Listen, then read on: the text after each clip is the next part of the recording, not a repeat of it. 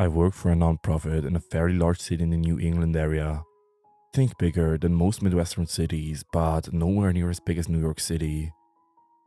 I'm trying to keep this as vague as possible without leaving out important details, as I do love my job and I would hate for this to impact it somehow. That being said, very recent events have made it difficult to stay silent, and I desperately need some advice on what to do next. So anyways, the nonprofit I work for specifically serves homeless and underprivileged boys and young men in our city. We offer food, shelter, showers, you name it. Anything to keep them off the streets is what our founder has always said. He's been running things since the late 70s and simply refuses to retire. He spent most of his childhood homeless, so I guess he made it his personal mission to help as many youths as he could. I work on the admin side, so I don't actually see the ones we help out as much, but it's still very fulfilling work. Recently, my main focus has been on house hunting of all things.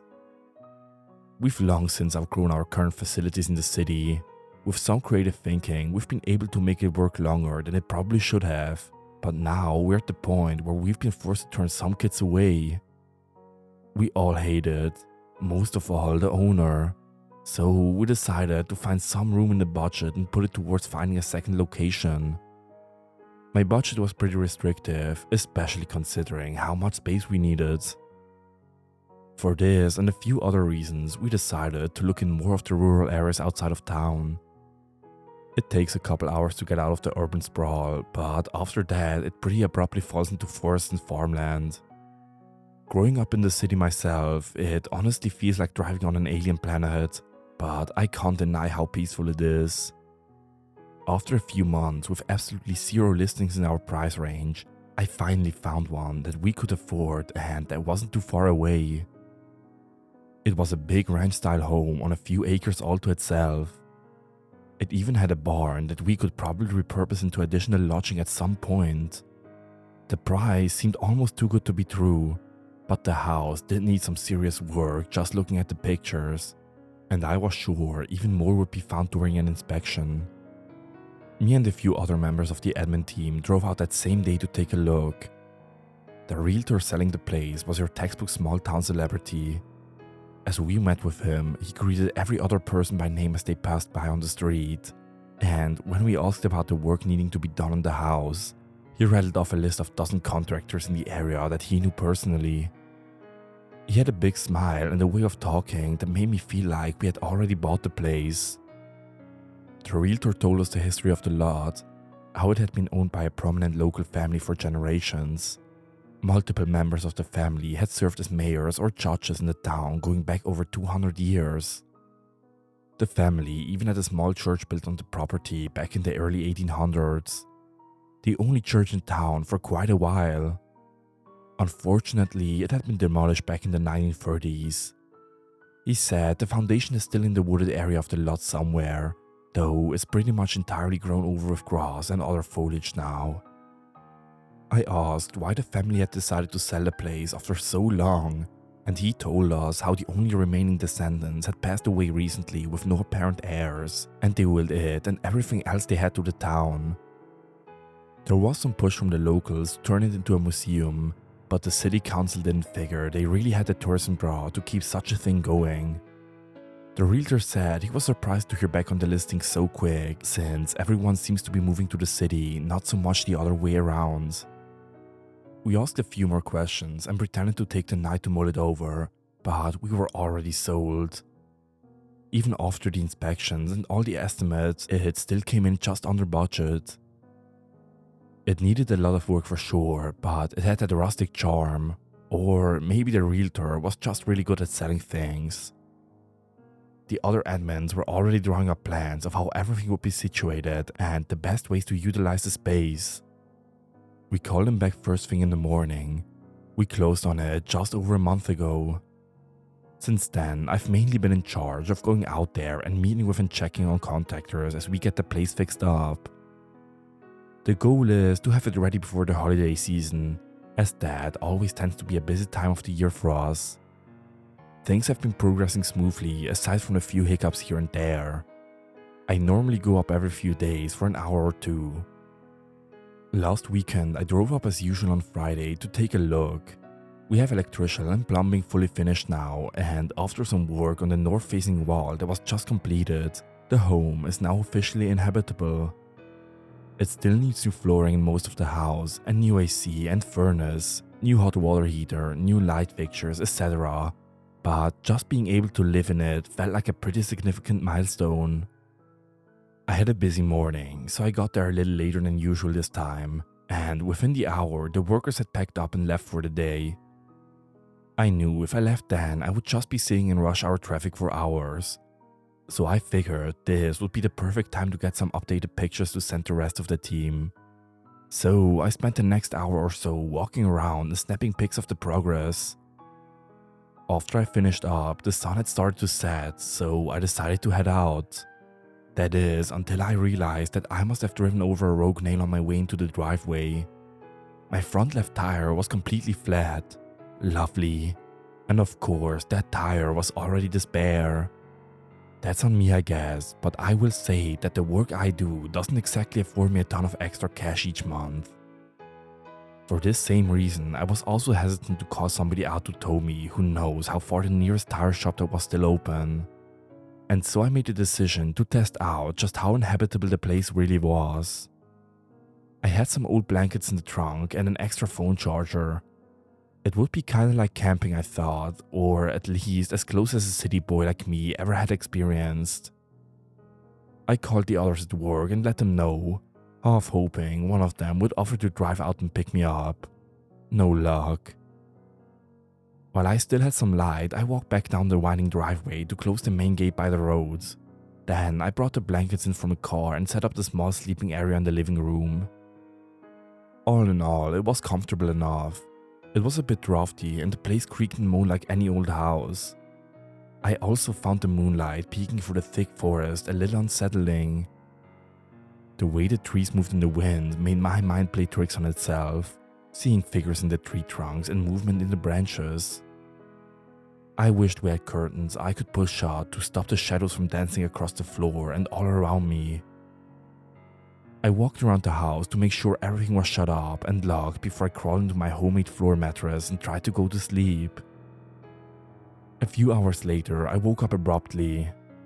It felt like that telltale sensation of falling that jolts you from a dream, though I didn't remember dreaming anything just prior. It took a minute for me to calm myself back down, and I decided I might as well get some water before I went back to sleep. As I stood up, I glanced out the window and went still. There was light coming from out the woods. Not moonlight. Not moonlight. Warm, yellow light, flickering through the thick bramble of the trees. My first thought was some sort of forest fire. My heart dropped as my mind went to the worst case scenario. I pictured the place going up in smoke, so close to it being finished. We would be back to square one. I pulled my shoes on quickly and grabbed my phone as I headed out the back door. I wasn't excited about rushing through the woods in the middle of the night, but I needed to confirm if there was a fire so I could call someone as soon as possible. Trudging was definitely the right word. I had to lift my knees high to step through the thick underbrush as small branches cracked me in the face and caught my arms. I had my phone flashlight on, but it didn't help much with the leaves being as thick as they were. After a few minutes, I had almost decided to head back and just call the fire department to be safe. But just then, I saw what looked like the edge of a clearing, where the yellow flickering light was much brighter. I pushed forward a little more and broke through the tree line. What I saw confused me more than anything. No forest fire, lanterns. Small handheld oil lanterns, and they were carried by a line of people walking calmly down a worn dirt path through the woods. They were only maybe 20 feet away, at least 50 of them. There were men, women, and children, and they all wore simple black and white clothes that looked like something out of the Crucible. I stood dumbfounded and realized that I must still be asleep, but I couldn't wake up. I bit my lip and closed my eyes, but the procession remained when I opened them. The end of the line was just about to pass me. I yelled at them. I don't remember what I said. Not that it mattered much, because they didn't react at all. They just kept walking. So I followed them. What else was I supposed to do? As I fell in behind the last of them, I realized it was what seemed to be a small family. A young man and woman with a small boy in tow. The woman was crying. I tried to reach out to one of them, but my hand always seemed just too far away, like some sort of optical illusion. I shouted again and again, got no feedback whatsoever. As I continued following them, I saw some sort of structure at the end of the path. It was simply built and painted white. The roof rose up sharply on both sides to a steep point at the top. There were a set of double doors opening right onto the path, with a half-circle window sitting at top of them. It looked like a church. I kept telling myself I should just run back to the house and pull the covers over my head, but I followed anyway. The people filed neatly into the church, which seemed to be lit with bright old lanterns along the walls inside and a flanking door on the outside. As the congregation entered, they snuffed out their handheld lanterns and bowed to the man at the door. It took a few minutes to get to the front line, and the family in front of me also bowed. As they did, the man at the door, who until this point had remained like a statue, reached forward and placed a hand on the woman's shoulder. He leaned close and said something to her. She nodded back, but didn't stop crying. I slipped inside behind them, and I felt a cool gust at my back as the door closed. The family sat down in one of the pews which lined the main aisle. At the end of the aisle was a simple wooden podium standing on a raised platform. Beyond it was a small opening to another room or hallway. The man at the door walked past me down the aisle. The room was completely silent as all of the congregation sat with their heads bowed. As the man took his place behind the podium, he called out in a language I didn't understand. It sounded kind of like Latin. He spoke for a few moments and then was met with a response from the group in unison. This went back and forth for a few minutes. Occasionally, a man who sat nearest to the podium would ring a bell and the people would all look upward for a few seconds before returning their gaze to the ground. The man stepped out from behind the podium and held out his hands as he spoke once more. This time, it sounded like a question. After a silence that seemed just a bit too long, a weak, faltering voice answered from the rear of the room. The mother stood up with her son and stepped into the aisle. As they did, the father took the son's hand and said something to him before reluctantly letting go. The mother kneeled down and embraced the young boy. She cried openly, but no one else moved or reacted at all. The boy himself looked unfazed. He wrenched himself from her grasp and started walking down the aisle. The woman collapsed on the floor, and only then did her husband move to try and help her back into the pew. The man at the podium smiled as the boy approached him, and all of the people in the church bowed and repeated something under their breath as he walked past the row. The man at the podium took the boy's hand and led him through the opening at the back. For a few minutes, no one moved or spoke. It felt like an eternity, finally broken only by the ringing of the bell once more, though this time it echoed from far away. In unison, everyone in the church stood again and began filling into the same opening. The tension wrapped tightly around my chest. I began running through the crowd towards the back of the church. As I passed by people, it seemed as though I partially moved through them somehow, and my whole body shivered. I reached the open doorway and found only a small room, not much bigger than a closet. But set into the ground was a large wooden hatch held open with a metal hook on the wall. Carved stone steps led down into an inky abyss. I remember thinking in that moment, if I go down there, I may never be the same. But I went down anyway, like a moth to a campfire. The steps led down deeper than I thought, and they ended in a large stone room. Some of the congregation was already there. They knelt on the cold, hard floor with their hands flat on the ground in front of them. As more entered, they assumed the same position. Beyond them, the only light in the room came from a small candelabra.